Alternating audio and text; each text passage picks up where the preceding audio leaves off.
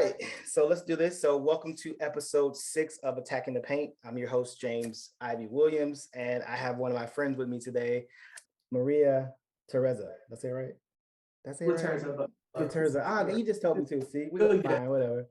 I'll let you say it. You say it, Maria. Maria Laterza. Gotcha. So this is one of my friends. We've known each other for a few years now, and probably we're in company just years before that, just seeing each other out at basketball events all the time. If you don't know, she is a hooper, true and through. She is currently playing in Italy right now, and you are playing for who? Virtus Segafredo Bologna. Okay, and so I think I told you about this, but I was supposed to live in Bologna for a few years back. I was supposed to go over there and go to the University of Bologna for school. And so I am jealous that you are there. Everybody for some reason, I keep meeting people who've been to Bologna or just coming back, and you're there obviously. So I think it means I have to go over there at some point. And just kind of. I think so. I mean, even with your scouting stuff right now, it's pretty much a big hotspot because we have a couple of draft picks in the area. But in terms of basketball, this is like a huge basketball city, and it has been. It's incredible. But between a couple of draft picks on one team, then you have like 2 Euro Cup teams just in the greater area. Milan's like an hour away. It's a basketball haven right now. Yeah, for sure. So let's talk about this first. So I mean, we just talked about this. You've been over in Italy since Summer League, pretty much is what you just said. So tell me just how things have been. I mean, it's been. I've been following you, obviously, social media. We keep in touch here and there, but like, just tell me how things have been so far this season. So it's been really great so far. It's just a lot. It's a lot for me to take in. I think that we're starting to go into the second phase of our season now. So we have a men's and a women's team here. Our men's team right now has huge goals to reach Euro Cup. Sergio Scariolo from our Toronto Raptors is the head coach. Monster stacked team, and Bellinelli, Milos Teodosic, Beudo. And then our women's team is equally as stacked. So we have a huge team with the same sort of goals to kind of get to the EuroLeague. So we're also in Euro Cup. Brianna Turner from WNBA, Shmaisha Hines-Allen. So there's a lot of talent here, and there's a lot of really good structure and organization. So it's been great so far. We unfortunately got knocked out of Euro Cup, so we missed that mark. But right now we're focused on the Italian Cup and winning the Italian Championship. I've had a little bit of the injury bug, so it's allowed me to really kind of step outside and observe. And I really just feel like I'm like a fly on the wall to a lot of different things that are happening, operations-wise, basketball-wise. But it's really great. It's a great location, like I said, to be in for me. And it kind of, I could not. I wish that things. I think if I would have planned things how I really wanted things to go. Versus how things sort of are shaping out now, would have been two different things. So I'm super, super happy. Good stuff. Things are cool. It's a good vibe here. It's about to get warmer. It's like 60 degrees out before days. That sounds good. What's so it gets cold obviously there, right? But like so spring is upon us now there. What is it like in Bologna, Italy when it starts to get warm? Like do you smell things or things like, is it just different? I can't I think just in any warm weather, you already start to feel yourself like a little bit. So sure. I drive the team. I mean, my life isn't really, it's where I live we have a compound here where we have a practice facility, our apartments, our housing. So I literally just roll over and go to the gym, which is another dream come true. But now with the new one, out in your shorts, got the team car, they let me go to therapy, just drop the windows down. But it's so great. This is really a basketball city. I've been to a lot of places around the world. But this is, when people say this is a basketball city, don't understand. It's just like going to any, like maybe a small market team where like people are truly, truly passionate about hoops. And it's just all they talk about in the city. And for a European city where soccer is, end all be all, this is, it's great. So just going out and seeing people again. I mean, plus we only have winter for like 2 months. Oh, that's like 60. Yeah, it's like 60 degrees already. So we smell like the espressos and it's just a good vibe. It's a really, really good vibe right now. Okay, that sounds like Atlanta. We only have winter for about 2 months too. So yeah, true. I'm from New York City, so it's like y'all get all seasons up there. Y'all get all seasons. And they're all extreme too. They're all extreme for sure. All right. So speaking of New York City, talk to me about this. So you are a Brooklyn native, correct? Mhm. Talk to me about growing up in this city, you know, the Mecca, you know, so to speak. You know, I mean, talk to me about growing up in NYC and what that was like, you know, just and family wise and hoop wise. What was that like? Yeah. It's so crazy because now Brooklyn is like so gentrified. Um, and everyone has this sort of like idea of what it is. And Mhm, I grew up in like the non-gentrified part. So like we say like the real Brooklyn now. mhm, Uh, and a lot of the people that I grew up with or around my neighborhood were all like first, second generation immigrant families. That's my mhm, background. I'm American. My parents were born in Italy, came to New York for the American dream. That generation that kind of let that, ran with it. And so did a lot of my friends, but I think the biggest thing that I take away from now, just growing up in New York City and in the neighbor in Brooklyn, is just the melting pot of culture mhm, that already was like a prerequisite to what I'm doing now or what I ended up doing internationally and how I live my life. Like mhm, I remember so many times that we've traveled.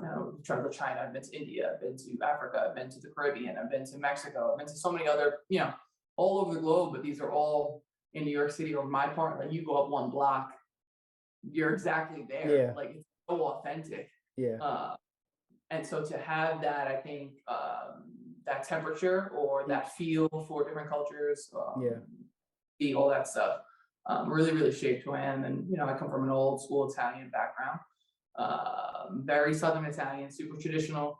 And there's always like this balance, right? Because I grew up then in New York City, which is pretty hardcore. mhm, for sure. People, we are not soft. We are not.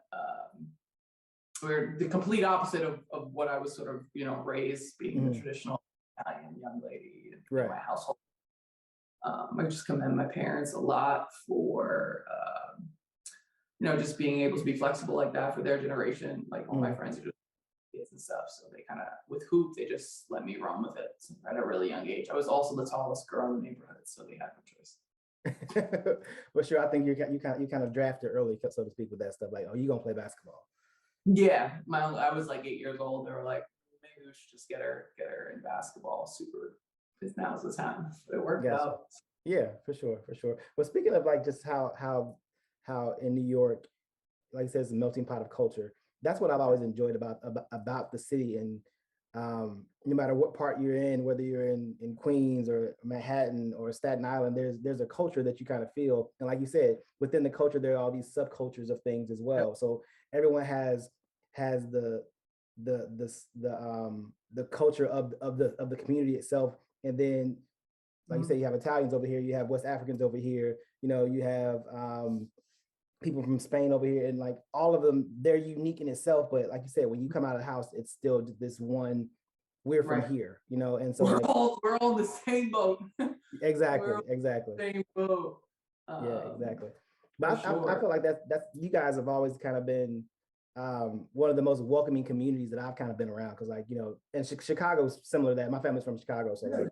so like that kind of stuff, you kind of feel it immediately because growing up in the South, for me, it's very and I say it's black and white, but it's black and white, you know, very much so. And so Right. you're not always welcomed in certain areas, even with among your own community or otherwise. Sometimes like you got to know where you can go. It's crazy. I've always felt safe and at home in New York when I was in New York, and like no matter where it was too, which is probably not right, but the people I was with probably made Do me you think feel that way. are we Say it nice again. people? Do Say you think we're again. nice people?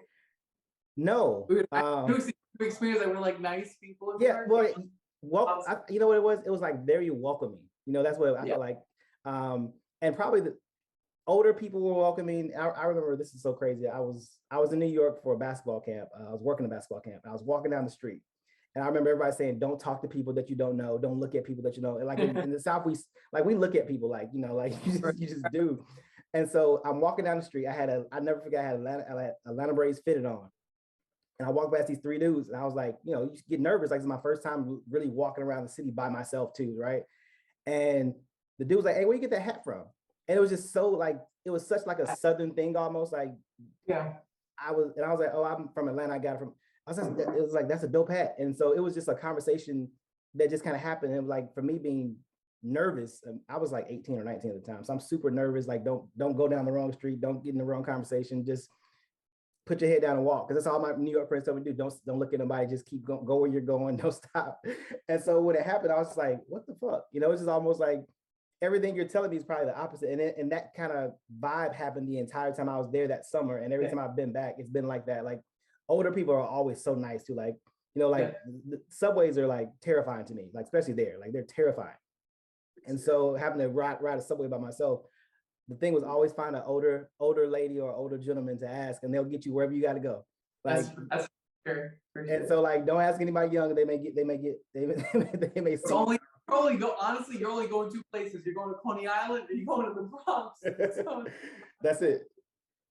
At the end, you're going one way or another. Right, for sure. So, but yeah, so for me, it's always just kind of been like unique how welcoming the city is, and then at the same time, not nice at the same time too, right? So like you can get motherfucked really quick too. For sure, no, absolutely. Yeah. But it's also like anywhere that you go, mm-hmm. anywhere that you go somewhere where you don't where you're not familiar with. And there's some people that are, I think, naturally maybe just naive to traveling and stuff like that, but I would never, I mean, even in places that are nice, I don't know the street, or it's like after o'clock, am I going to go outside walking alone? Probably not. Right. Anywhere, definitely not in New York City, but I think there's the token, like, just spread love. So long as you spread love, like, and you'll just get it back. That's the energy of the city.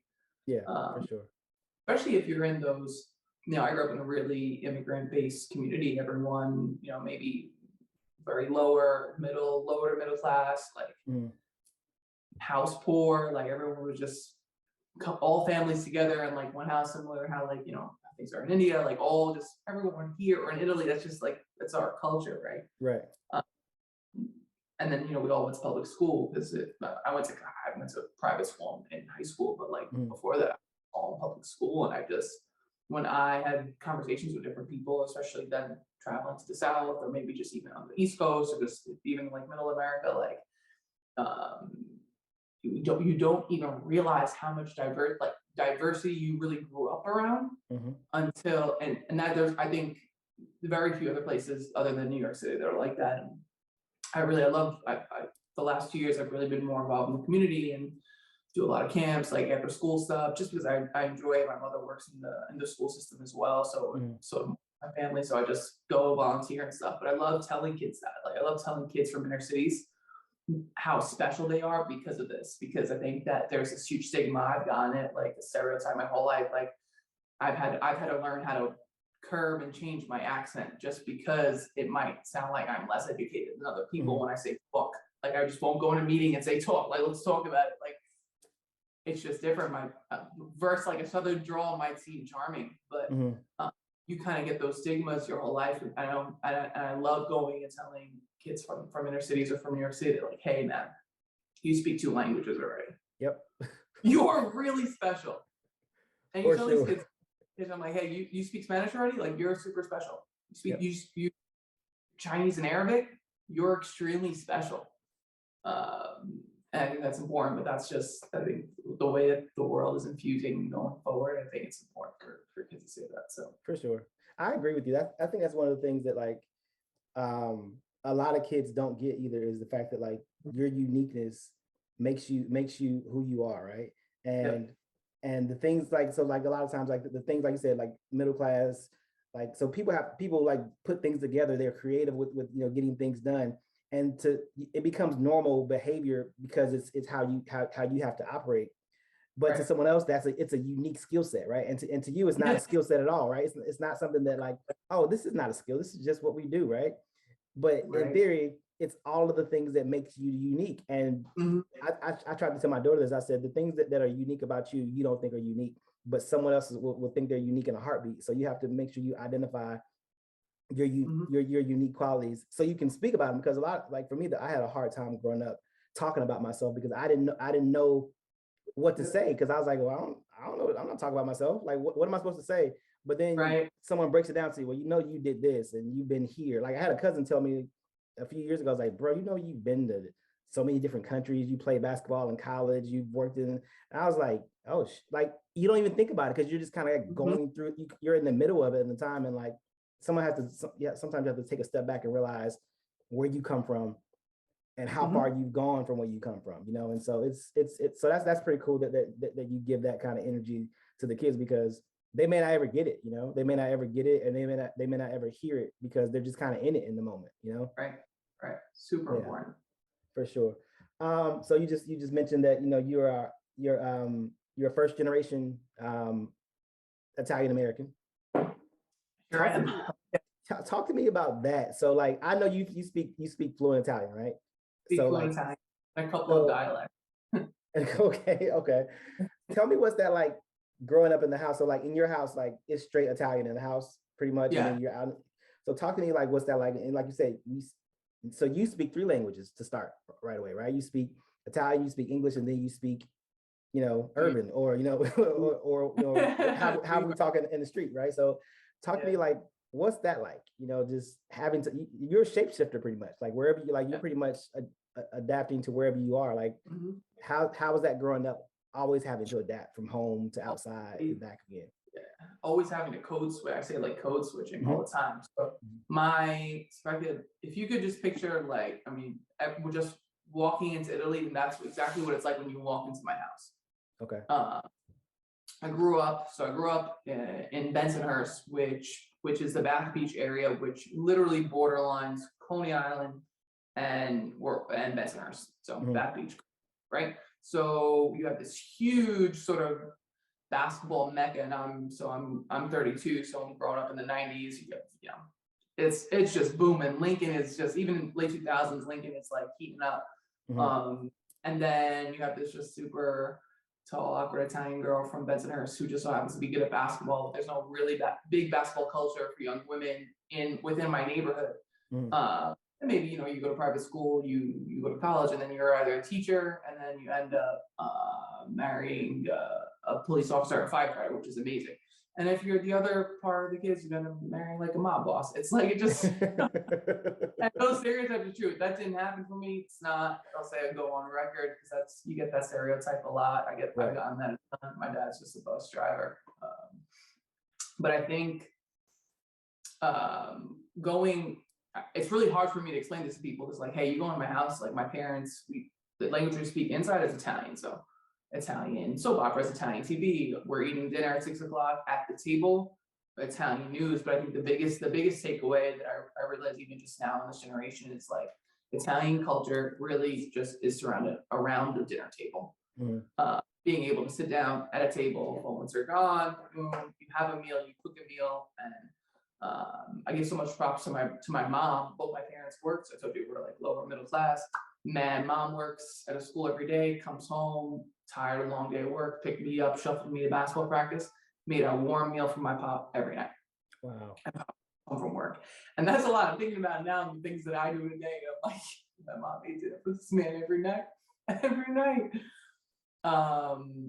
So there's a lot of tradition mixed with Brooklyn stuff. And then you gotta remember too, like we're all New York City, all houses are on top of each other. So you go outside at night, cooling outside on the summer night is everyone's on the stoop and everyone's chilling, and there's this huge sense of community and teamwork already. Like this team concept has been instilled in me. I think when I really reflect now, since I was really, really young, that thing of the door, it's New York City, so you leave your door open. Maybe not at nighttime, but like if it's dinner time, that door is open, and like you don't know who's gonna swing in for an espresso, which is really, really nice. And then there's the basketball component as well. So me swinging, having this espresso, and then grabbing my basketball, and then going up to the park, and I'm the only girl playing in the park. I just give my parents a lot of credit, because traditionally, from where I'm from, like women are just supposed to get married and have kids. Right. And my father is a pioneer. He left Italy to pursue the American dream and get a job. And obviously, my mom and her family did the same thing, so their children can have better lives. So I think this road that I've been on for them has always been completely new territory. I'm an only child. I don't have siblings.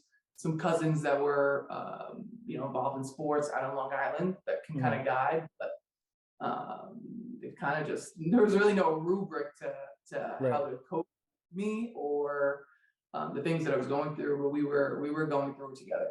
So that's pretty just cool though. Yeah, I mean that's a cool concept too, or not even concept, a cool reality for you that you're your only child, you're a girl, and coming from this very traditional family, they allowed you to be who they allowed you to become who you're supposed to become. Because a lot of times, what I guess the downside of overtly cultural people is that like there are traditions that have to be followed. So like you said, like you're gonna get married, you're gonna do this, and they didn't force that on you, that you're allowed to just kind of be you, which is great, right? Because this is we get this cool, unique, vibrant, cultured person who has all these different experiences because you're allowed to become your true self. So that's like the cool thing. Like as a parent, like I have a daughter, like so for me, it's always encouraging her to be her best self. Encouraging her to like walk the path you're supposed to walk. Like daddy don't care what you do as long as you're happy doing it.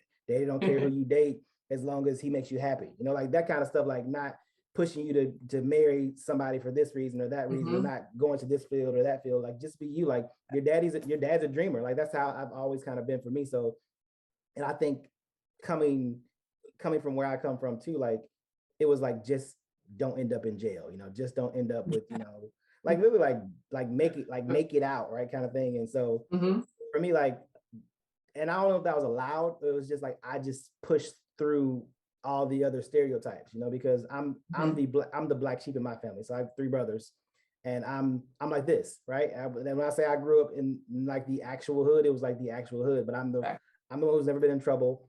I'm the one who's never like, I'm just different, but I'm the black sheep in reverse. Like so you say you're never in trouble. Good trouble. Good trouble. Good trouble. But yeah, so like just not, like so people always look at me like, y'all related, and we're like, yeah, they're like same mom, same day, and we're like, yeah. And it's just like I always stood out in that way from my brothers. I'm not sure why. I was just different. And so for me, encouraging my daughter to allow her to be whatever kind of different she wanted to be whatever version of herself she wants to be as she keeps going. I mean, she's 18 now, so I mean, she is, she's in college, and so good luck. Oof. Listen, I tell people all the time. We always about 21. We come back. I'm a super daddy's girl too, so I'm always the girl dad. Don't listen. Don't whatever I said. Don't get it twisted. I'm still get the super pressure to marry. Like I get this now more than ever, probably. But it's really, obviously, and I don't like to sugarcoat anything. Like there are those stereotypes of just wanting to date within your culture or within your race. And the more that I spend time even reflecting on how much basketball and sport opened the minds to my parents who grew up in a completely different generation, completely different level of tolerance, of knowledge, what was being told. My dad's coming from Italy where race isn't really like systemic. First, my mom growing up in New York in like the 80s and the 90s. So 2 different things, right? But then, AU comes around and then I'm traveling. So they have to now shuffle me to the best AU teams that are in Queens. Queens is on the borderline of Long Island. And for the most part, all the best teams, I was probably the minority, probably the only white girl, like every team, we mix for the most part. But I always say this is, I think for my folks too, now as I'm older, like the difference for, the way people are viewing us is just like super mobbed up people from like Brooklyn are the same sort of stereotypes that they probably get of other races or other religions, like on TV. And it's so different when maybe you're shuffling after work, you cooked, you did all this, and you have to go shuffle your kid to an hour of practice every night. And then there is 5 other parents who don't look like you, are exhausted just the same. And you spend this time with them. I think that's why AAU and like youth sports and all that stuff, especially for the team dynamic, is so eye-opening in New York City, or especially places where there's a lot of cultural diffusion. And that really, I think, opened up the mind for my parents, because we were all, again, in the same boat, like just parents just trying to get a scholarship for their kids so they don't get to pay for college if we don't really have it. And hoping that, their lives turn out better. And to this day, my dad is always just like, my dad always wants, he's like, Maria, it's like, I don't care. He's like, just marry somebody. Hey, I'm like, he's very, very, very stern on that. But compared to a lot of my other friends, I've had these opportunities. My friends are, married with kids, is just back home, typical stuff. And that's cool. That's their path. Right. But my parents never limited me. Yeah. Even scary for them. I recognize now as older, especially now I worked with the NBA Academy system, and I've worked with on youth grassroots players, and especially when it comes to basketball and travel, there's so many things that I think now more as an adult, or maybe more like a parent, and I think, wow, like I'm so lucky that my parents never limited me to things or opportunities that opened up so many doors of different exposures. Doesn't happen a lot. But it happened with you. And that's the best part. So that's the cool part. We just get lucky sometimes. That's the cool part. You have to take your luck, and it was just that. So that's pretty cool. I'm just trying to take as much luck as I can these days. Maybe I got some in early. I've had some bad luck. We're trying to make it back again. It's like it's the circle. You go through dark times. You come out. It's the light. The light's always there. For sure. But so you just mentioned something that I think is very unique too. You talked about how your parents, like at your AAU practices, they were like, you can kind of see that there's a difference, right? But the uniqueness of it is that we're all kind of in the same boat. I feel like a lot of times, like the stuff that's kind of going on now in the media, obviously, it's like the black coach stuff in the NFL, right? And like, and the stigma is, people hire who they're comfortable with. Truthfully, we all have similarities if you actually get the time to know somebody. And I think that's the kind of point I wanted to get to, is like, while we're all different from different backgrounds, different places, at the end of the day, we're all here in the same thing. And sometimes you just have to take the time to talk to somebody and figure out, okay, well, how do you, like, if there's something there. And that's what I learned. I was in sales for a while in my in-between stage of basketball, right? And I found out the easy way to sell something is to find out what's the commonality you have with somebody, right? And the moment you find whatever that commonality is, whether it's your upbringing, whether it's your siblings, whether it's sport, whether it's, whatever it is, like, you can find it. You just have to talk to somebody long enough and something's going to fucking come out. Like, always, like, oh shit, like that happened to you too?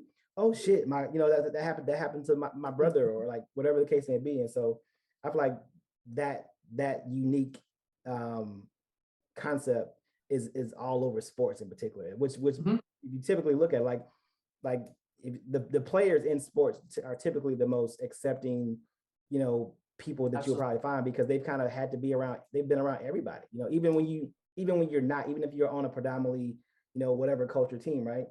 Right.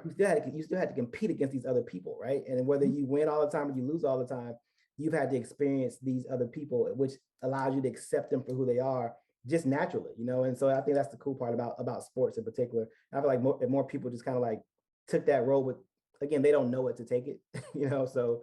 But I feel like if people take that role, like a lot of things are kind of a lot smoother for sure.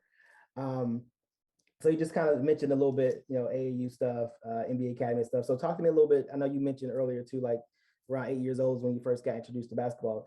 Talk to me about just that intro. Like, what was that like, for you being like, you said you're the tallest girl around. What is it like to all of a sudden, okay, I'm tall, but now I'm hooping? Like, what's that process like? So I started at like when I was about 8 years old, because I was just super tall. But I also I have an uncle. We all have an affluent uncle. I have an affluent uncle, and so that's out in Long Island. And I have cousins. I have a lot of cousins. It's a super tiny family. My cousin Alana was a 3-sport athlete in Nassau. She's very successful. She played basketball, so she was also pretty tall. And that's Uncle John. Uncle Vinny was like, we should throw Marie in basketball, give her something to do. My dad worked weekends. I was kind of bored at home. Parents were working all the time. So Sundays at the gym at St. Athanasius was where you were. And that's how I really started being a gym rat. Like, I'm really a bona fide gym rat, 100%. And I could be in a gym 24/7. Like, I realize this too now. I think I've known this always, but like now more than ever, is that like I'm in a gym and I feel completely at peace. I'm at home. I bring my laptop to the gym. If it's quiet, it's my favorite. I want to be in there before no one's in the gym. Yep. I'm good with it. And I got that there. It was just a church gym. In New York City, we play by like church youth organizations and stuff like that. And the games, like Saturday, typical, like, Saturday games from 9 to like 3. And my mom could trust, and that's in New York City, which is like my mom could trust to leave me here, go run our errands. Right. play some games, give me money for a pretzel. And I grew up, I'm cool. Like, and I grew up there. I grew up learning. I knew how to do the shot clock. I knew how to do the book in basketball when I was 9 years old. Wow. Wow. I still can't do that. Can't do that. I do that. I was doing, like, I take stats. This is really bad. I know there's computers for these things, but when I'm watching certain game, like, I'm literally, I think this summer I was with the Jayhawks, and I went to the Adidas 3 Gen. Yeah. Next gen. What's going on? And they'd asked me, I was going just to kind of do stats and look at certain things, but I was able just to remember just off of just how I did this book. You couldn't even read it. It looked like it was like hieroglyphics, but I knew exactly how to count, like, what was this? It 3's here, 2's here. It was just like you do the book when you're younger. Yeah. And I learned that really, really young. But I started becoming very good probably when I had my growth spurt. I mean, I was always tall, but in junior high school, I was like 5'10", 5'11". I graduated junior high school at like 6 foot. Oh, wow. Okay. I think the biggest thing is those were the years where, I mean, you get bullied all the time, and people still look like, how tall are you? Like, I get this all the time still. But I think at a young age, the idea that my height was a good thing and not a handicap, because for the most part, outside of the basketball world that we live in, whenever we're in all of our events or whatever we're doing, we're in a gym, like, being tall is like first person like that you see. Anywhere else, it's like really, people really make it seem like it's like the worst thing in the world. Right. So it helped me a lot confidence wise, I think, and I was also just very good. I had a good nose for the ball. And then in high school I was a little bit of a knucklehead. So I was, I went to a private school. We were really, really good in the Catholic, organization. We were great teams, but I don't think that I really worked really hard in high school. I think I had a natural gift and I was super talented. I had coaches. I was on a great team. I just, I didn't have a basketball culture really around me in my neighborhood for me to understand, like, hey, if you do this, if you do these things, and maybe if you go to your private school at 7:30, or you do this individual, people weren't coming in. Look, I grew up decently, in the lower to middle class neighborhood. So people aren't coming giving really mentorship because they think that we're okay. Right. We're not. my parents have house sport, like, we're really not. So I don't think that I got the big picture of what basketball could be for me, because it was just, I was this pioneer in my neighborhood that was just getting all these college offers. I didn't know the difference between a big conference school, a Big East school, going to a mid-major, how that would affect me based on my physique, my body type, how I play.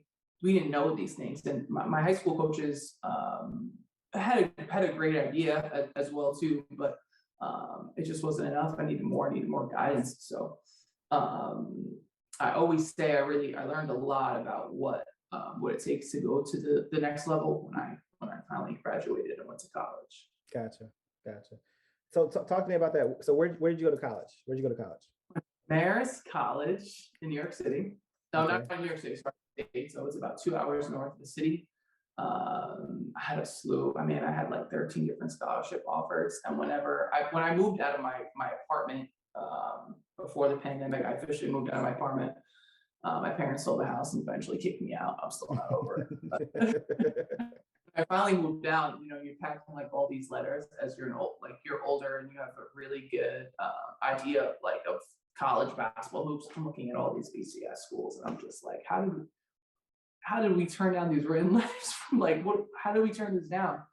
But I just didn't know. We didn't know. But I ended up at Marist College, and it's funny. I remember when I had to narrow down my list of schools. I didn't really, in high school, I didn't really care about basketball. High school was like, I hate basketball. Like, I want to go graduate, and I want to get a job in the city. I want to work in Manhattan, and I want to be a creative director at an advertising agency. Always knew that. So I chose Marist based on, obviously basketball was a big plus, but I really chose Marist based on their academics and proximity to New York City. And I ended up getting more than what I really bargained for, because that's the year they went to the Sweet 16 and they ended up being like the #1 mid-major in the country. Brian Georges, probably as our head coach, was still there. Coach and taught one of the most literally unbeatable 5-out motions. You can't guard it, you can't scout it. Like we were just really good. Marist won the championship for 10 years in a row. They were in the NCAA tournament for 10 years in a row. Oh, wow. Sweet 16 when I was there. So I went to the NCAA tournament 4 times. My senior year, we were ranked 17 in the nation, #1 in major in the country always. So a lot of winning. I really learned a lot of winning, but I only averaged 8 minutes a game in 4 years. Okay. And so I was really like, I had to, it's crazy how you know, now in hindsight, when I really reflect on the importance of being like a role player and understanding how to add value, maybe not being the person who's getting 40 minutes, and how important, how you can be important in so many different ways that are so key and pivotal to a team. I realized that I learned that at a really young age. It was really difficult. Probably could have transferred a ton of times, but I love winning. Winning. I love my teammates. We had an incredible team. Learning to 5-out motion, I learned even now as I'm older, is really hard. And that's a plus. It's really hard to learn it. It's really hard to teach it. But I'm really happy that I stuck it out and we got to win. And that's something now that I think that just that idea of being in clutch moments and sitting in high pressure situations, that kind of just segued and created a path for me when I eventually went overseas, which was like a shock, because who goes overseas from a mid-major with averaging 8 minutes if you know how it is here? If you don't have a stat line, you just can't see, you're not. Right. You're not.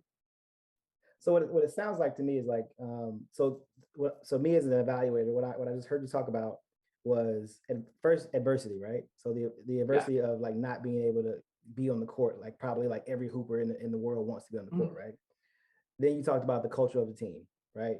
And like you just said, I liked winning, which is, you know, when you talk about like, as I'm evaluating guys with the draft all the time, where they play matters, right? And the culture they've been around matters. And for me, a lot of times I evaluate the high, the top tier guys, the Paolos and Chets and Jabaris, right? But I dive deep into the guys that have kind of like had some sort of transition from one stage of adversity to another, to where they make a lot of these guys end up being like, primary guys on their teams, obviously, but it didn't start off that way.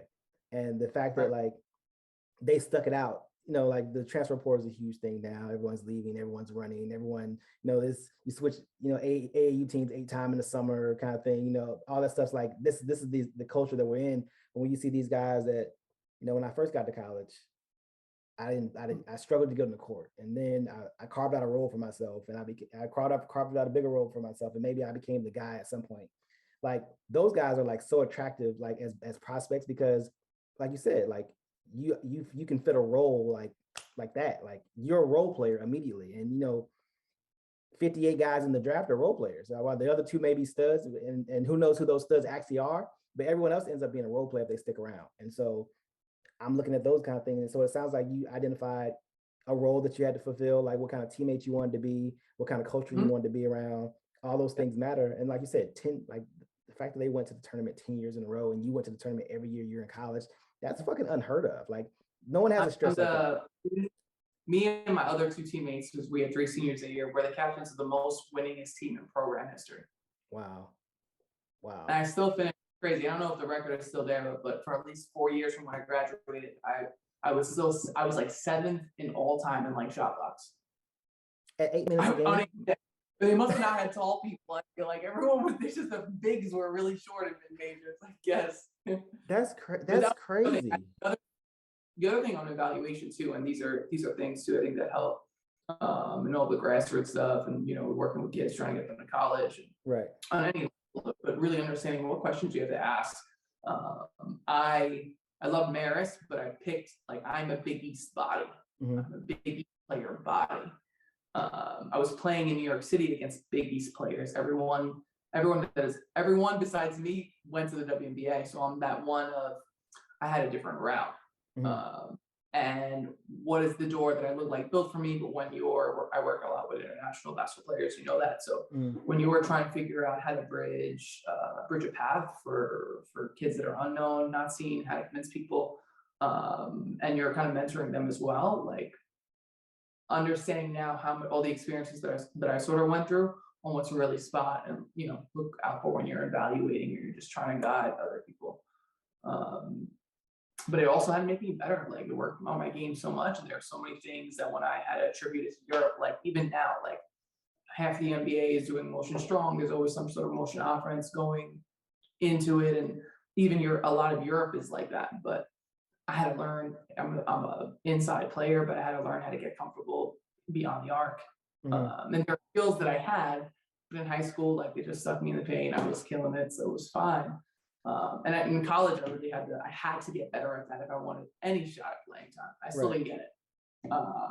But the things that I was able to walk away with, especially from the community and the school, and we did a lot of things for the MAC. So I finished. This is my favorite. My senior year, we advanced to the second round. We were playing Duke in Cameron.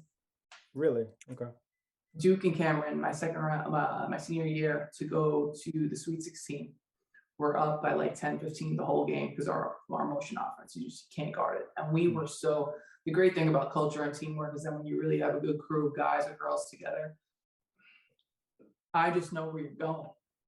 Like, and everything was just like read and react. The whole offense was read and react. You can't be in the paint at all. And so you couldn't scout us. When we weren't the most athletic people, but our basketball IQ, we just knew where everyone was going. We knew what spots to get to. We were beating Duke by like 10 in Cameron. Our player of the year, rookie of the year at the time, like our stud player goes down, breaks her ankle, never returns to the court again. We're still up the whole game. Obviously, it's not ideal that a mid-major is beating Duke in Cameron at the time. Right. And whatever, the refs obviously it was not happy. And we end up losing at the buzzer by like 3, and we got a shot off. And the girl who shot the shot, she was a freshman, was like one of the best 3-point shooters that our school had ever seen. So it's like the shot for like, I will pay $1,000 so she'll make that shot. Yeah. Just in and out. So my last like college game was in Cameron at the time. Yeah, I remember like, wow, like this is like the worst. How could this is the worst way to stop playing basketball? Like what? My career is over. What am I gonna do now? It's like that. What am I? Yeah, I mean, I think that's the whole thing. I think people always tell you that the ball stops bouncing, right? And so you think like, okay, well, like in that sense, like, okay, college is over. Like you said, what do you do now? And which Maria, first of all, you were like killing this tier line of questioning that I have for you, because you're segueing perfectly to stuff. So. I might have done 1 or 2 of these before. So it's like I'm trying. I promised myself this time where I was like, hey, like let's just make these as brief as possible because they're long stories. No, I got you. So anyway, so your college career ends on a some home cooking, like you said, like some home cooking, right, for sure. The next step is like you end up playing professional basketball, correct? Yeah, and it's so I think it's crazy because no one believed me. So I remember like being at graduation, and obviously you can perceive this, but I was pretty much like a fan favorite at Marist. And always want to talk to people, and these are things that I preach this to kids all the time. I'm like, just talk to everyone.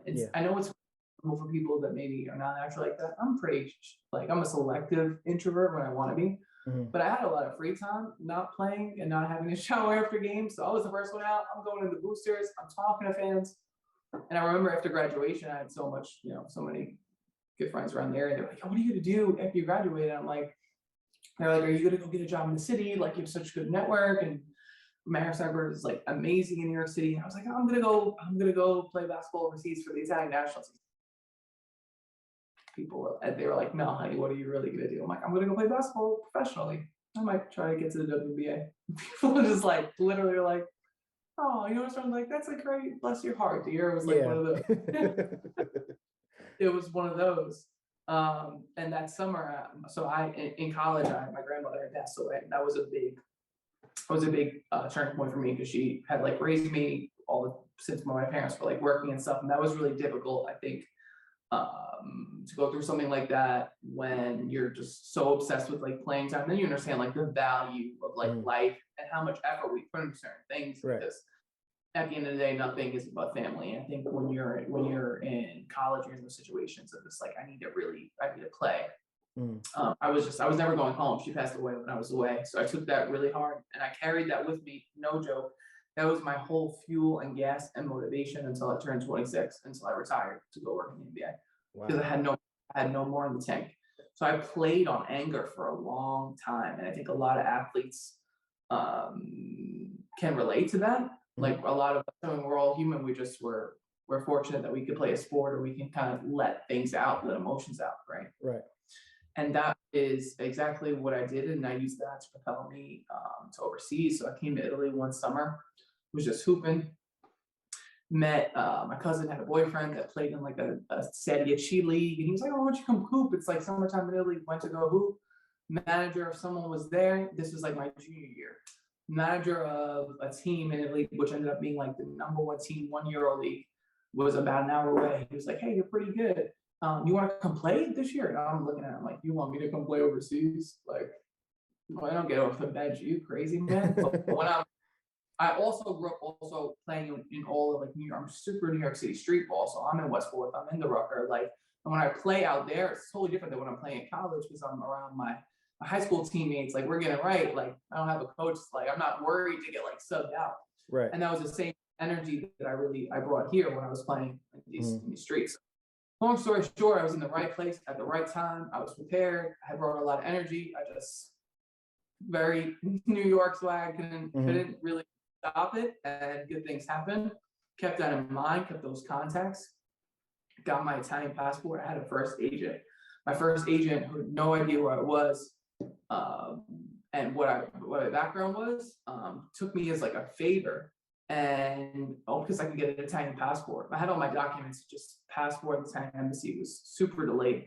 And essentially, it was just like, you'll never get a job overseas. It's like, with your stat line. Rightfully so. I had like no stat line. My highlight tape was 59 seconds. I had not even less than 59 seconds on a highlight tape. Your first highlight tape to send overseas to teams. Usually it's like 3 minutes. Mine was like literally 40 seconds. All fadeaways. All fadeaway shots, all the shots that I could put together, all the shots I got off in like 3 years. It was 50 seconds. 10 shots. Wow. 10 shots of a highlight.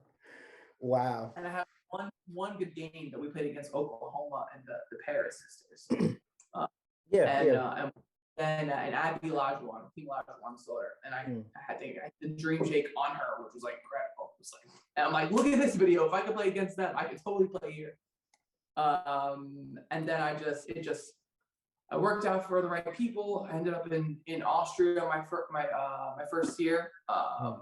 My cousin was married to a girl from Italy who had a cousin that was in an agency that's like one of the top agencies. He saw my tape. I had my passport. It's like this. I have we can go into an hour about how that happens. But essentially, everything just aligned at the right time, and I just kind of flowed and went with it.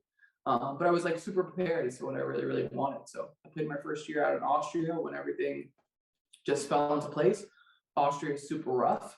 I still haven't been back. It was like, but I mean, everyone's rookie year out overseas is just tough, man. You're going from like living with your teammates and then you all by yourself. I was like in a super basketball house, great basketball culture, and now I'm in Austria riding a bike over hills to the grocery store 3 miles away.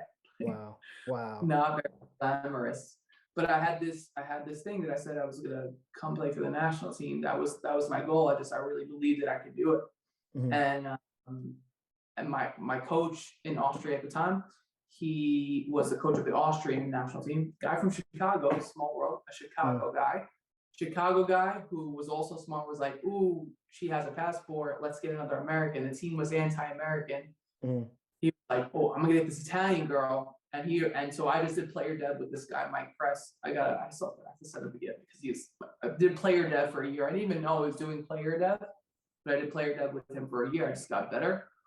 He was tough nosed. He just got me comfortable scoring again, putting me in positions where I could get my legs under me because I just didn't know the score. or how to be that guy. Mm-hmm. And he ended up being the national team coach, goes to a meeting, runs into the Italian national team coach, who was connected to the same people that saw me play. Wow. And I got an invite to training camp. And then flew into Italy that March of like 2012, which was like 10 years ago. And I was at every single training camp from that first one. That's crazy. Yeah. That's crazy. Yeah. I played in A2 most of the time. I mean, politics here is different too, right? So the WNBA thing always kind of helped me from getting into like top league right away. So every year I had to go into second league. So I was in A2, was on the top teams in A2 that wanted to go up. So in 4 years, I was in every championship. I brought 3 teams to promotions in A1, 1 Italian Cup. And before I got my injury, and then was semi close to retirement the first time.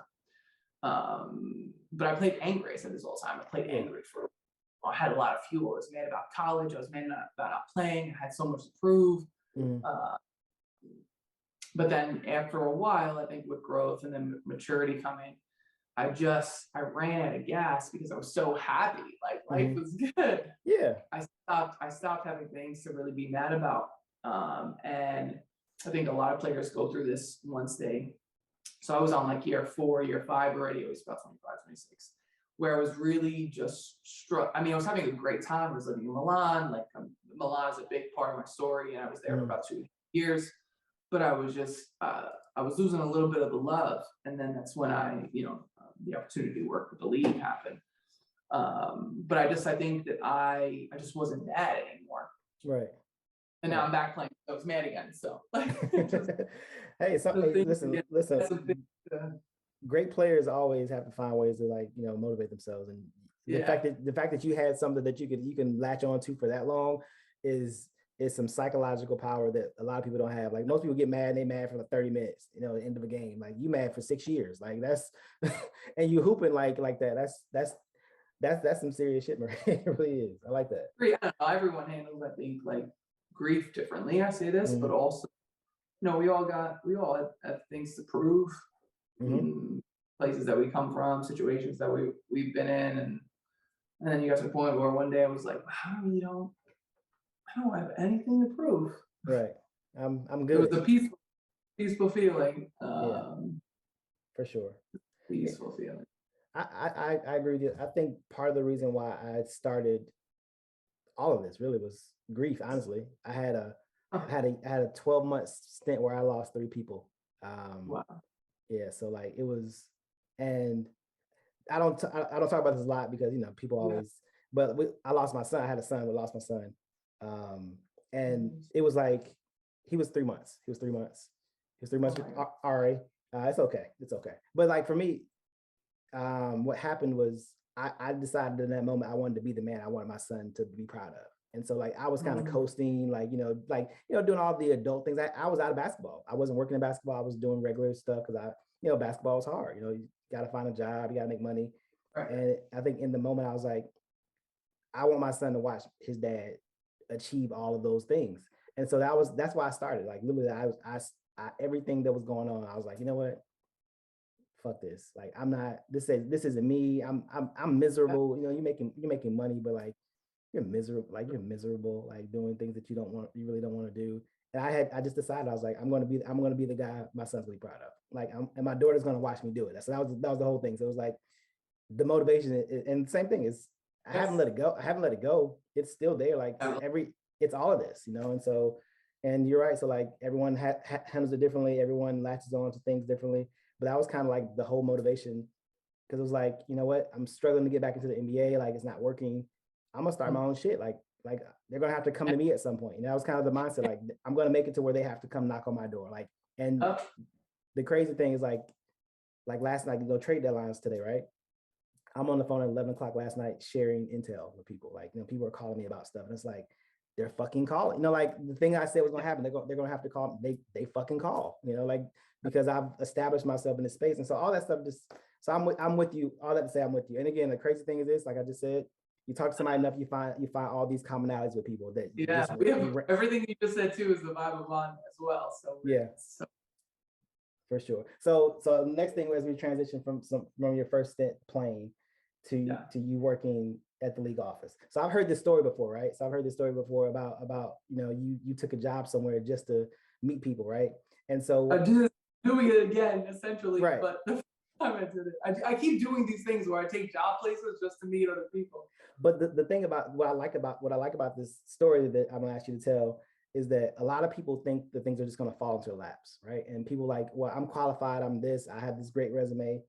Sometimes you just got to go get something. Like you have to mm-hmm. like put yourself out in a situation that may not be comfortable. It may not be something that you think you have to do or you should or you want to do. But like people who achieve greatness don't achieve it by accident. Like it's very intentional. And so I feel like the story for me, it was very intentional. And so like even the psyche of like, I know this is some, I'm gonna stop talking to you, tell the story. You're setting it up so good. You're setting it up so good. The story of I have so many. The story of the rest when you worked at the restaurant. And yeah. So I mean, from those who listen to your podcast, I don't know, like women's basketball, we don't get paid marginally what men's basketball players make. And those of us that are not in the WNBA, forget about it. And then I'm somewhere in the middle where I'm a national team player, so I still don't get paid a lot. Mm. Had to come home in the summertime, and this was I was about 25, and I started. That's when like the training wave, like about 10 years ago, with like everyone having a trainer, started to be the cool thing to do. So I was about 24, 25. I thought I was a big girl now. I'm like, you know what? I'm not in Brooklyn anymore. Like I'm in the city. I'm trying to say I'm in the city. So I would have my workouts in the morning at in like Chelsea because I was trying to be that person. And then I would do that in the morning, and I'm like, but I needed money. I needed money, but I wanted to be in the city. And then I have this Italian restaurant called La Masseria, where the head chef is actually from a friend of my father's who's from the same town of Italy.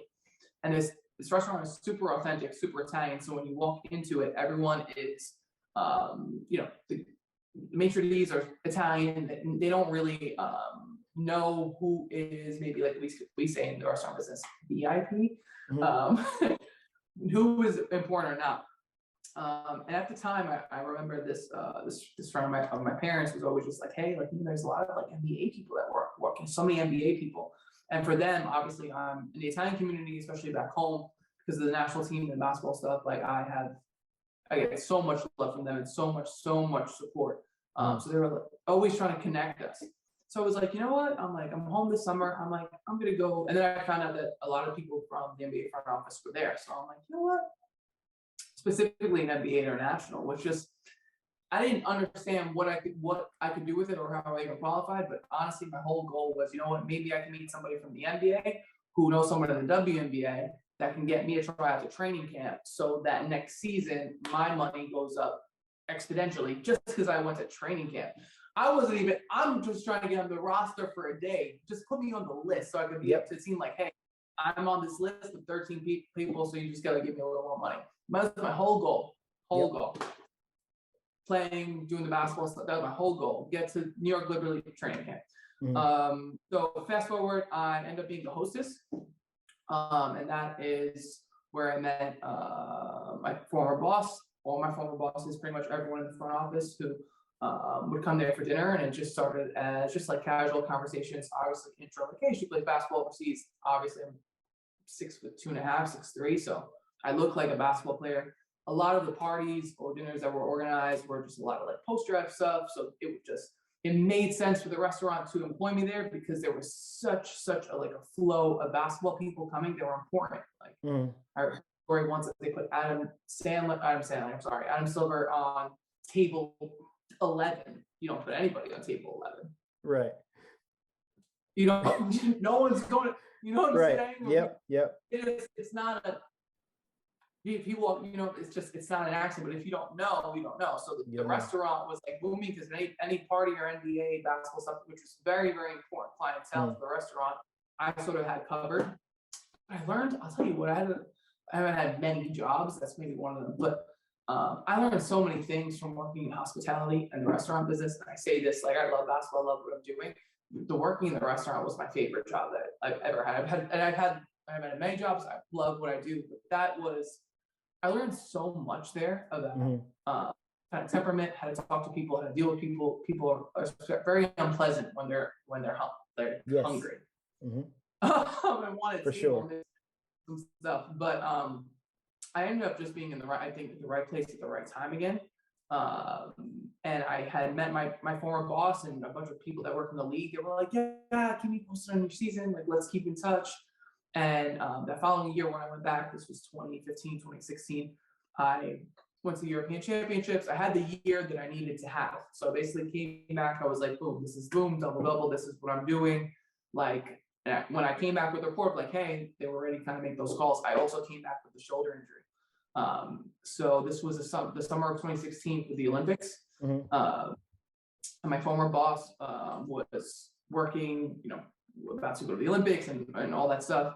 And in NBA international operations, there was an opening for a project employee as an executive assistant to the VP, an SVP, and one consultant. So I didn't even know that I was interviewing for the job. And one day I was just out to like Macy's with my mom on my day off in the restaurant. The restaurant's calling. They're like, the NBA's looking for you. And I'm like, what's going on? I had just signed to come back. This is after like a surgery. I didn't know what was going on in my life, like dark night of the soul. Right. Pull the restaurant back because I'm thinking they're calling me because they wanted me to sub in, and I'm like, I'm not going on my off day. But the NBA was looking for me. That was like I remember like on a Thursday, and the executive assistant was getting deployed, so it was a project employee job for about 8 months.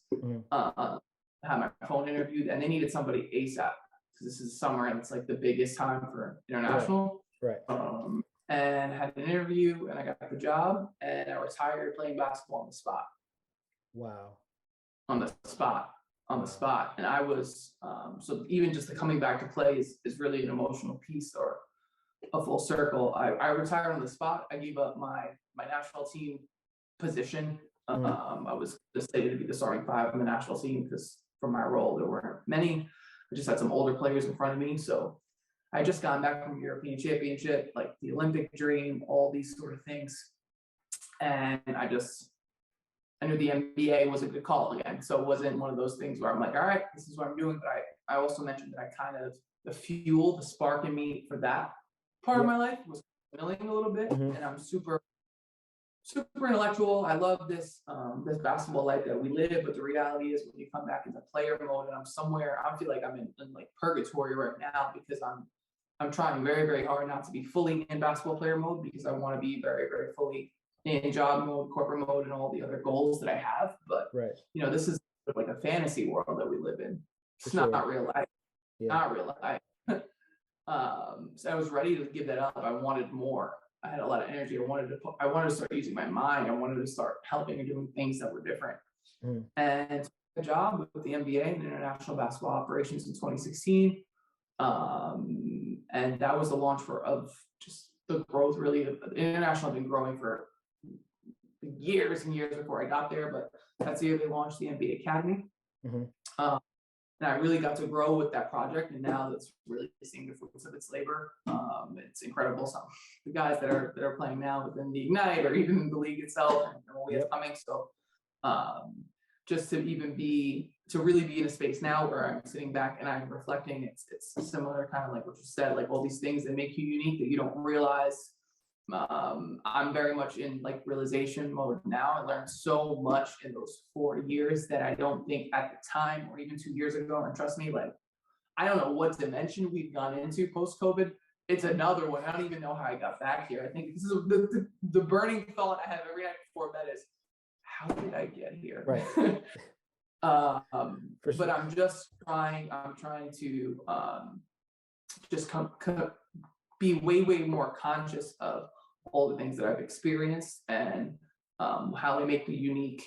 And I have this like recipe of a bunch of stuff, and I'm just trying to put it all in the pot and just put it together and cook something up that is different. That's me. but yeah, it was long. It was a long 4 or 5 years, but it seemed so condensed in one. Like I think even now on reflection, I have a hard time differentiating from 2017, 2018, especially 2019. Mhm. I had to do like 20 or so basketball without borders camps. Wow. Launched with the NBA Academy. I was working with the men's program and the women's program. The women's program was kind of like my baby, especially, and that's where I got to really implement a lot of the things I was learning, especially from the guy side, what we could do on the women's side, and how we have to tweak that differently. Right. Because we didn't have residential academies, so it gave me a lot of space to be creative. Mhm. My team that I was working with, like that was like fam, and that was my first like job also. Right.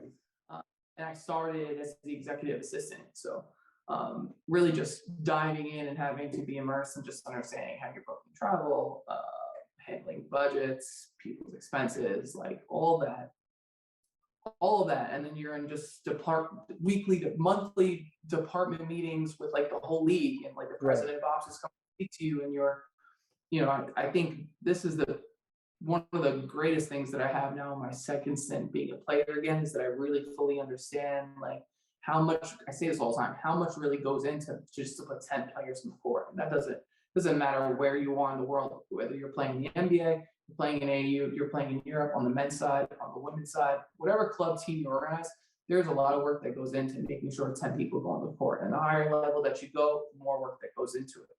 For sure. As players, we don't realize that. We don't have that hindsight. We're just thinking like, really just like, we need to just go on court every day. It's really self-centered thing that we have as players. We don't get it. Yeah. So I mean, honestly, really, like that stuff's just laid out for you almost, and it's just like you said, you don't realize all the moving parts that make something happen. Like you just put your kicks on and go hoop. That's it. Yeah. There's a lot happening. Yeah. There's so little things that you could, and to be able, I think, to translate it or bring awareness to it or really, really understand it, like it makes you value and appreciate the game more. And I said this in the beginning, like I'm a super gym rat, but I really realized over the last couple of years, like how much like I love, like this is the only thing that I can do. I had an interview just before I took this, before I decided to come back to play. I got let go from the NBA during COVID, so that really changed. I said, did I segue for you? Again, you did. I'm I segued myself? Yeah, you did. You literally did. Next thing it says COVID impact. So I keep on trying to find, we'll keep it real. I keep on trying like to find like the really cool ways to do this for like interviews and stuff like that. So I segue, but essentially my interview line is like, I was one of the 200 employees of the NBA that got cut in July. Randomly, I thought I was going to the bubble in like 2 weeks, and for a long time I was really mad about this. So I only know how to do basketball. Like I love ops. Like I'm so detail oriented, and I really, as much as I have a passion for playing, like I really love the greater whole of what's happening. Right. And I really thought I was going in the bubble, and I say this all the time. I'm like, wow, if I would have even just been like, if I would have got cut like in December, my situation would have been very different. I think my goal one day is to be with an NBA team or organization, or just even back in basketball on a corporate level. I just want to be back in I don't think I left the game, but I want to be back in a working environment. Right. Non-basketball work. Well, I understand. I want to be back in the office. Right. The office. I know what you mean. Back in the office. And I was really mad when I got cut, because I'm like, what am I gonna do now? And I remember this is funny, because I don't know how to do anything else besides this. And now I'm really in that phase where so much happened in 4 years.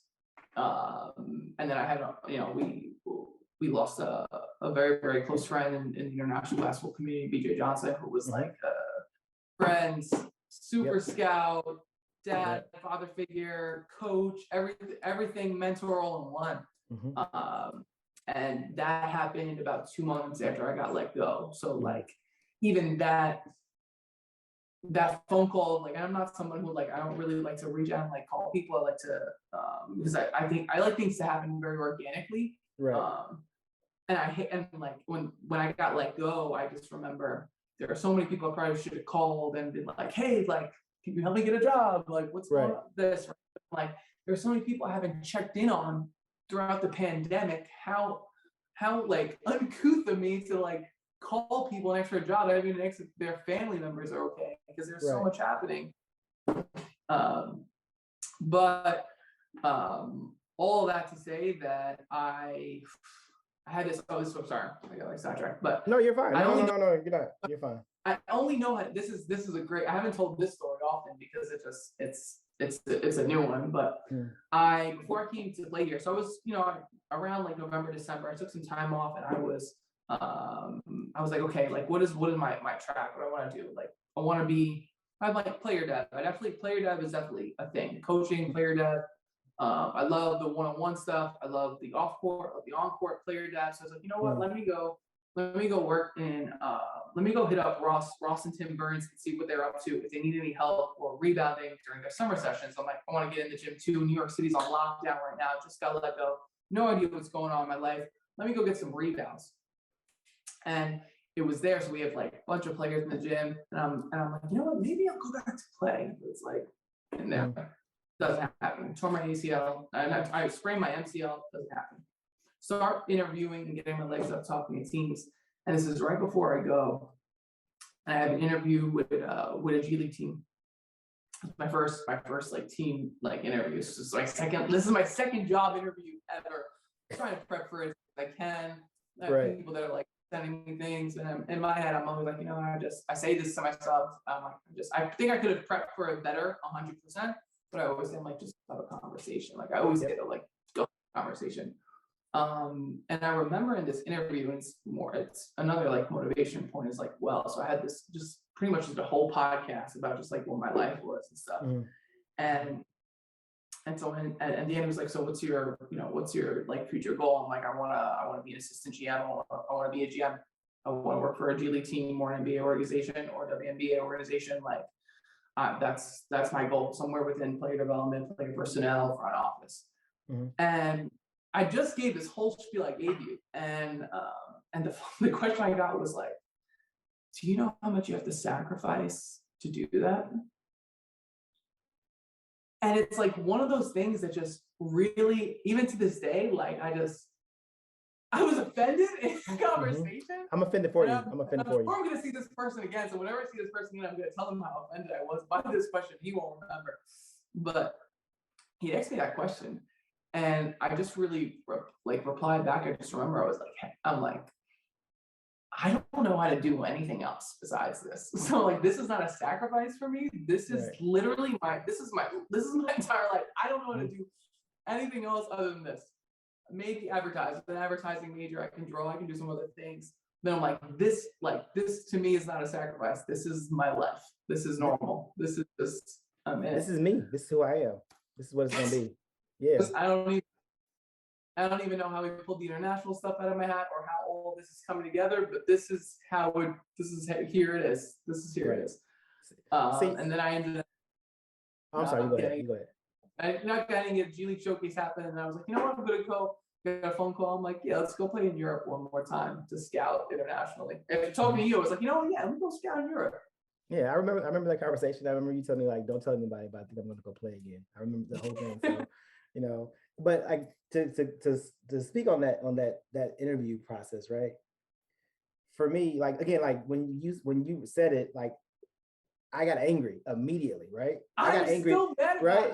And so for me, it's just like, what the fuck do you think I've been doing? Like, like just like the logical, like again, if you actually, again, like I said, if you take the time to like talk to people and like listen to people, you just told somebody your entire story about all the sacrifices you've made to end up right here in this chair in front of you. So what the fuck do you think I'm going to do when I get here? Like this is how I'm built, right? This is how I am. This is the process of this. Like that's what basketball is. Like it's a passion of pursuit. Like I'm going to sacrifice whatever I need to sacrifice for me to achieve what I want. That's what people in basketball do. Like, I mean, it's just one of those things like I don't know who this guy is, so I'm going to be nice. Like, it's just a dumb question, I know what the fuck it's going to take. I'm going to do it too. Maybe it was like on the, those like list of questions that I don't even, I just remember saying like, and I meant it honestly, like, and it was a question that I had maybe it was even the right thing to ask when I had to really reflect after that. I'm always like, it's something that I think about all the time. Last year, I'm like, I don't know how to do anything else. And it's anything, it's something where I'm like, exactly, you know how to do this, or whatever this is, what does that mean for you? How does this make you unique, or the things that you're talking about before? So now we're here. now we're here. Now we're here. Now we're here. 2 years in. Is that wild? Can we have a moment for this? Because this is really the thing that I struggle with, like literally every day, is that like this time 2 years ago, we were in Chicago for All-Star, and I have like all the flashbacks on my phone and stuff. And that's like that's really pre-COVID. Like I really stand right before. 2 years ago. Did I really think that I was going to be back playing basketball in 2 years? Or let alone like in this situation? It's crazy. It's crazy. I'm really struggling to digest it. It's the thing is like how fast the 2 years go by. I was there. I was in Chicago for that same All-Star weekend. And then the things I remember most about that weekend is that it was so cold, right? And I had tickets. I had access to everything. And after going to the first night of like the celebrity games, I was like, I ain't going out for anything else. I was done. I was like, I'm not going outside of Chicago anymore. And like, so it's just one of those things, like hindsight's 2020. I probably should have went, because like I know the ending of the game was epic. All these things happened. And I was just so like, how almost like spoiled to the fact that like, I don't want to do this. Right. And now like you're thinking about we do it all the time. All the time. It's like, I'll catch it next year. Yep. I'm good. I'm not gonna go. Like I'm just gonna chill out. My family's here. I'm gonna hang out and meet some people. Just so like just chill. And speaking of that, like Chicago's always my favorite trip. So like Combine, I have my uncle, my dad's brother's there, and so like for me, like it's my easiest trip of the year, right? Because I don't pay for a hotel. I don't pay for a rental car. My aunt feeds me all the fucking time. Like she force feeds me. Like, boy, you gonna eat this? And so like. It's the most at home I ever felt in travel. For sure. Seriously. But yeah, so like for me, it's like always, I love that trip. So like, it was just such that side of it was so fun, but then I was so like dismissive of like what I had in front of me, and like the access that I had and honestly I had like built up to get, because, I remember when I first started, I couldn't get in the shit. Like, I couldn't get in the AAU event sometimes, so like to be like credentialed for All-Star weekend and to have access to everything was like, and I was like, I don't feel like I gave the tickets I had away to other people. I was like, hey, Uncle Carl, anybody want to go to this? It's just like so dismissive. And again, 2 years, literally, and like it's literally 2 years, like exactly. Like in a week, I think it'll be 2 years and 4 days. It was like Valentine's Day weekend. That happened so fucking fast. I remember this is when we had, because we always had the global camp. So wherever I am on February 7th, I'm posting up till the 21st of February, whatever city we're in. Hotel and gym. What a dream. My favorite, still my favorite. So like, what a treat. Honestly, that's why I'm not going to All-Star this year, because there's no global camp. So that was the whole reason why I go. Like I don't party, so like that's it. So I just want. But yeah. So anyways, what's next for Maria? Talk to me. Like what's do you know? Do we know? I don't know. We gotta like, honestly, great. This is, out of all the questions you had, I'm like, cool. Know what we're gonna hit. We'll make this quick. I'm like, what's next? I think the biggest thing is I'm strategic in all the moves that I make. So I came back to play last February, and that was really just out of necessity. And I think that I always try to put things in perspective and say that like what happened to me losing my job happened to a lot of people in America. We were in a similar spot, but like I just couldn't afford to pay rent in New York anymore. Bills were piling up, even with the unemployment, even with whatever you get from your old employer. Like I couldn't do it anymore. And my options were like, okay, do I go take a job, maybe cutting film and video here, or then I have to leave here, and then that's more money to move to a new city, whatever. I had it's not like I didn't have options. I had, right, but they were just all things that made me realize I was going to be broke still, worse probably. And I had goals. I wanted to buy a condo. I was 29, 30, so I thought it was going to be like a lifer in my role, and then just things happened. Like it's life. So coming back to Italy to scout was really, really eye-opening because I had this whole plan and I was, okay, I'll go check this guy, write some reports, at least to have context and like talking points when you are talking to people within your network. Like I hate having like blanker conversations where I feel like I'm asking for a job, but I understand that I have like how to do that. At the time, I didn't know how to do that in the proper way, right? Without seeming like I was like asking for stuff. Mm-hmm. But I always like to have talking points. So I'm like, you know what would be a great way to continue having conversations with people who I know that definitely I have good relationships with who want to help me. What would be a great way for them to help me? Let me start writing some scouting reports. Mm-hmm. I only have a couple, but I'm working on them because I'm super critical. Mm-hmm. But at the time, so I come back to play. I come back to play in Serie A. So I had this whole wave of announcement of how I'm gonna just kind of just do this. It's like unheard of thing, and I'm gonna every time I talk to media, every time I talk to anybody, I'm gonna 100% always drill that my whole goal is to get back into the NBA in an NBA team, and this is what I'm doing. And it is the other thing that I learned is that you can absolutely move the needle as a current player way further than you can as a former retired player. And I learned that from just working within the league and stuff.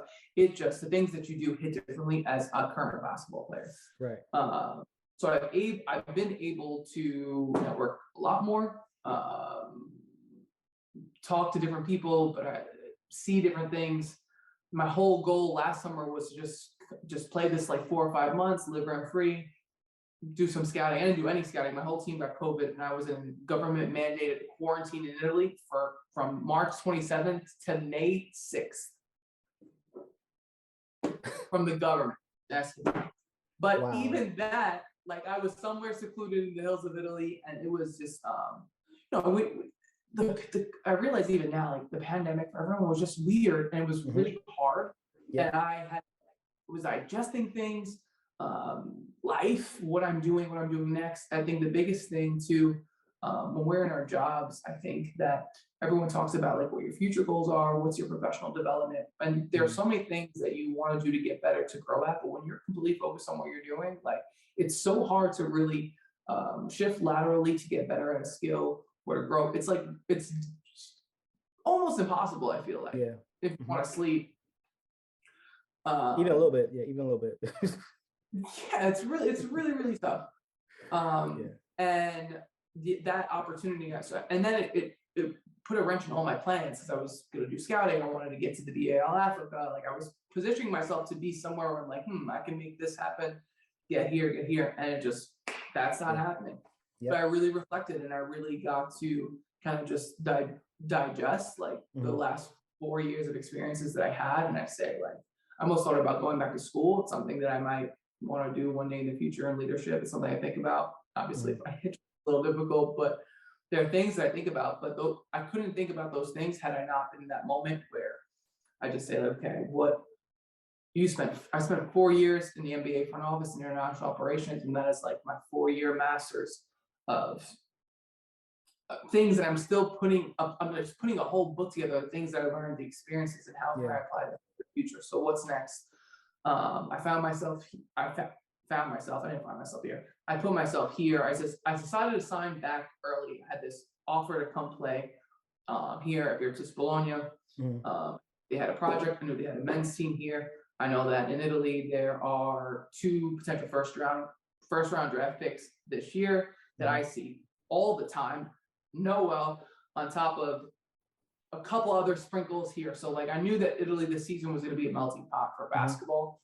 And that was a big plus. I felt like I still had 1 more year of like playing in me regardless. I got that fire back. I had some pain going on. I had some grief. We're all grieving a pandemic, lost a lot of people during the pandemic, lost a lot of things. I feel like I lost everything during the pandemic. I almost shed a whole other skin. So playing has very, very much been therapeutic, but a lot of people, how people meditate differently. Like I meditate by being in motion. So I wanted to be here because I'm like, you know what? They have a men's team here. This is a great organization. So again, I want to be a fly on the wall to what's going on here. And I want to be able to add all the other knowledge that the knowledge that I had prior to working in international, which was like my network, I retired at 26. Like I have a huge network of basketball players that are playing overseas. And when I was 25, 26, we, my guy friends, my female friends, whatever, we were all in those lower leagues together. Mm-hmm. Now, like 5 years later, and like all the people that I came up with are all playing on EuroLeague teams. Yeah. And it's so different now. I think when I'm trying to put my scouting brain on and how I evaluate or what I'm looking at, or the feedback that I get from people, just for me, it's really helpful to evaluate, especially when I'm watching in Europe against American players who I've seen since college, and how and I know who they matched up against in the NBA or how they play. I know their tendencies, and being able then to judge a player based off who they're guarding. Players who I know very well, mm-hmm. that most people maybe will kind of just like sweep under the rug, people that they haven't seen since like college. Right. And so this is scouting piece, and the other thing is just like understanding that the intel that I get is different than most people, and how that makes me extremely valuable. And I don't think that, and I didn't get that part of it yet, because information comes to me naturally, and it could family information. I don't know who has diabetes, who's sick, like just simple things that you have when you're conversing with people. But I realize now that maybe the difference between me and maybe some other scouts that are around here, like you have to ask people those questions. Mm-hmm. You have to ask maybe a coach, an agent, whatever. A lot of times I'm getting these directly, and if I'm getting them from the source, or maybe they're like a teammate, mm-hmm. or it's just different level of information. Yep. And I didn't realize that I was getting that. I've been getting that type of intel playing wise my whole playing career, because I've just always been somewhere on this cusp, but especially in Italy, of like player development. I speak Italian fluently. I'm always looking out like, where do you want to go get your haircut? Boom, here. You know what? We're going on a night out. We're all out together. And now obviously I don't make a lot of money, so everyone's tables, dinners, I'm translating, I'm helping with stuff. You should eat here. You should go do this. Mm-hmm. But like, you know what? Make sure you're getting this cab home. So like, there's so many different ways that I realized I've been doing player development, probably off court, especially for the longest. Right. And now I'm just adding this whole component of like, oh yeah, actually I can pass the ball really good on the seams. Like I'm just adding all these things.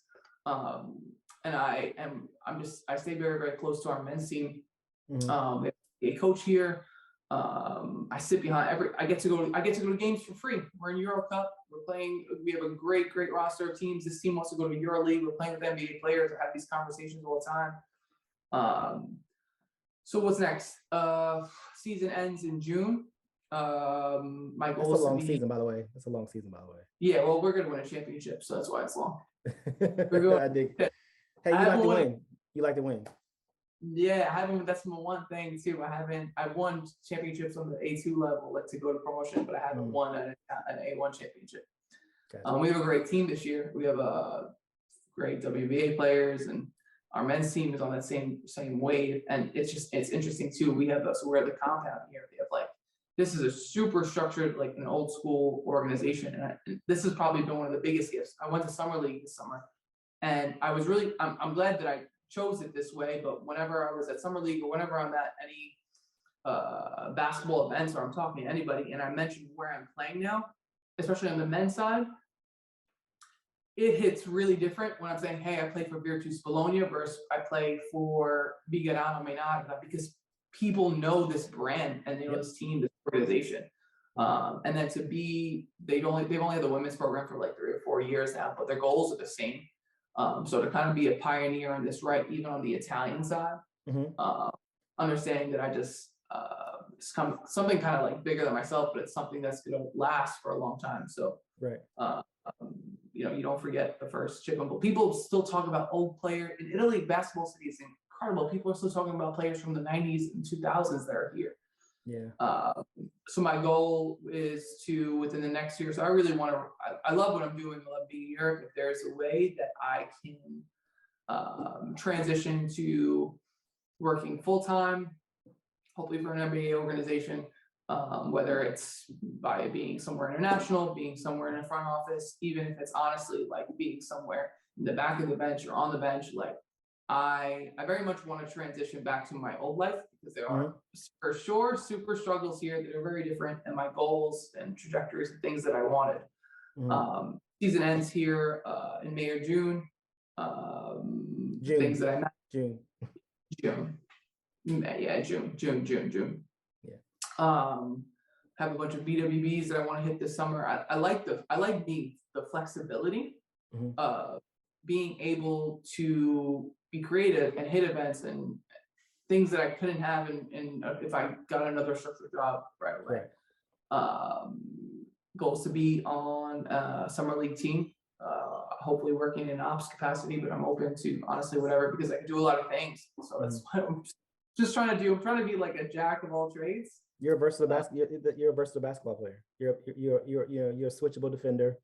You can dribble past, shoot. It's the same concept. Whatever you do. That was a lot of my old role was too, and I really enjoyed it. And it's something that but we talk about like code switching, and so I've been doing this since I'm little. It's just kind of how my genetic makeup is. Right. And then we'll see. I think that this summer, obviously, I'm still applying for jobs and still talking to people, and I have like scouting reports now that now is after All-Star. I'm kind of trying to like condense the couple that I have to kind of reach out to people and be like, hey, what do you think about this? Like get some good feedback. But yeah, that's what's next. But I think that the biggest thing that I'm learning, because there's a lot of anxiety that comes into this position that I'm in that I very much took for granted, and I don't think people talk about that enough. It's just I keep on thinking, like what's next, and I'm very stern and very focused on that. Like I will be working for an NBA organization in the near future, in the next year, 2 years, whenever I'm done here, whatever that looks like, right? But the last like couple of months since I have had this injury, I say to myself, like, now that I get to like do this again, that I'm in this player role, is like how important everything that I've learned in the last 2 years is how important being present in the moment is. So I'm trying really hard to keep what's next there, but I'm focusing even more on like everything that I'm doing now is super, super intentional. I'm enjoying it, and I'm living in this moment right now that we have, because if there's any takeaway from the pandemic or where we were 2 years ago, like we just talked about, like how many times did we say like, damn, I wish we would have went back there. Like I still wish we could go back to Chicago. Before things got different. And but then I think about all those times when I was working and I was like, we all have bad days. Like we all have rough days. And I commuted from Coney Island basically to Manhattan, which is like 3 hours a day. And I love my job, but even on my bad days, I really I miss basketball. It was very hard for me to be on the court. So a lot of our events, I would, they would put our ops people on the court, sometimes pass. I would avoid it at all costs.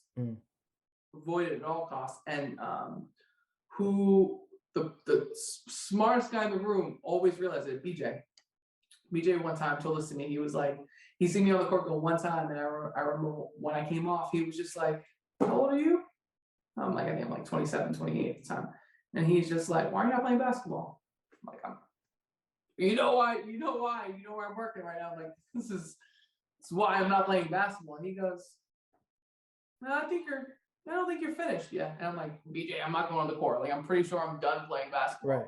It's something that I really, really I yearn for and I miss. So I'm just trying to savor every moment of this, and I'm just trying to be really, really present. But it's funny now. I'm about to go back into healing, and my role on the team, like we have a slew of WNBA players in my position. It's so interesting because everything kind of always comes full circle. So now I'm in a place where like my role is really important from a leadership standpoint, from a veteran standpoint, and in the few minutes that I do have, which is it's 10, 15 minutes, which is great at my age. I'm happy about it. Listen, I'm great. But it's learning how to be effective in those 10 to 15 minutes. And that is something that I'm also, I also want to carry on to like my work life, and like how the next business professional that I graduate to in the future, and whatever that looks like. If it's an NBA team, if it's at Nike or an Adidas, like I'm Under Armour, whatever it is, I think that I was so gung-ho on, I want to work for an NBA team, which I absolutely do. But now I'm realizing that with all the things that I'm learning, the things that I'm seeing, that there is a huge ocean of a lot of things. So trying to navigate this national realm and just however it works for me. Hopefully it works. I would like I really just whoever listens to your podcast, I just want everyone to know that I would absolutely just love like health insurance again in America.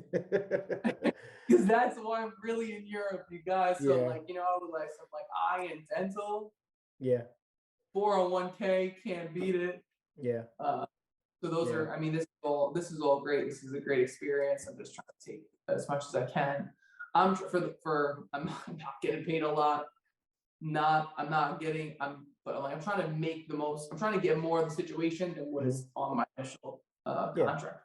For sure, and I think that is a sign of someone who sees the bigger picture. Is that like, yeah, some people, oh, I'm only doing this, I'm only doing that. No, there are always tentacles of things that you could do. There are all these little branches, so to speak, of ways you can branch off to do other things. Like you said, there's a men's team. I mean, and honestly, the value that you have being around these guys on a regular basis is, again, it's something that can't really be measured. And that's the cool thing. But the thing is this, identifying and recognizing the unique situation that you're in that most people wouldn't, you know, most people just be over there hooping.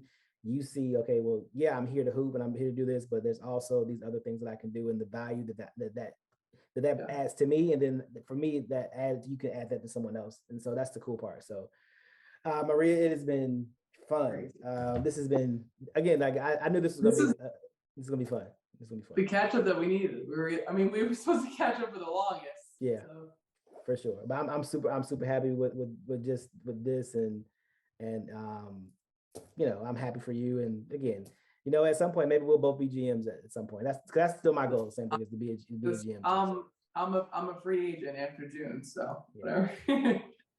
Don't forget me. But no, we'll definitely. My biggest thing now is I have to really get on. I've been injured, so it's interesting because it's just like what mode you get into. And I was sending out some emails and some catch ups now, but like it's about just being present and like being focused. So now like, okay, I have to do these reports, get them down, but like then we're going to like player on mode. Yeah. So it's at least until the end of the season. But gotcha. For sure, I have to catch up, and we'll send you some more. When I'm happy with these reports that I have. So. I think I sent you some of them too. You did, and they were fine, and you were being hard on yourself, and you're probably being hard on yourself this time. Yeah, you're probably being hard on yourself. I have like so many different versions, but yeah, you're okay. Like, listen, the thing is this, truthfully, then this is how there's so many different ways you can write a report, right? And the truth is, everyone's not gonna like all of them, you know. So like, there's just, but you know, you get it in front of enough people, it's gonna be somebody's cup of tea. You know, and like, you know, it's like anything else. All you need is one person to say yes. You don't need 30 people to say yes. You need one. And so, I am this way, like, especially with what I put out, all the content I put out, I am like a super anal, like even with the guys that are working with me, I'll tell you this quick story that we had we did a scouting book for this college event this past in December. Mm-hmm. So, you know, NBA teams are coming. And so like, they're going to get our work. And so I tasked like my you know, the interns that are working with me to like, this is your team, this is who you're going to cover, like just assigning like real life, this is what you're doing, this is who you're covering. So when I get all the reports, like I go through them and I'm like, fuck, this is bad. Like, it was just like, they're not like, it wasn't intentional. It just wasn't something that I felt comfortable putting in front of like NBA executives. And so you know what I did? I went back and fixed them all. I just had to, because like for me, I wasn't gonna. Again, it wasn't their name, it was mine. And so like the same way I'm that way. So like, even though they weren't even my reports, they weren't my reports. They were somebody else's reports. I was like, nope. I went back and I fixed every last one of them, because I wasn't gonna put it out and let it represent me in a bad way. So I'm just saying So don't feel bad. It's just this is super helpful. Yeah. So but all good, man. But I appreciate you so much. Good luck with everything. Good luck. Win the championship in June. And then when you come back to the States in July, Summer League's probably right around the corner by then. So I'll probably see you in Vegas. So that's kind of the plan.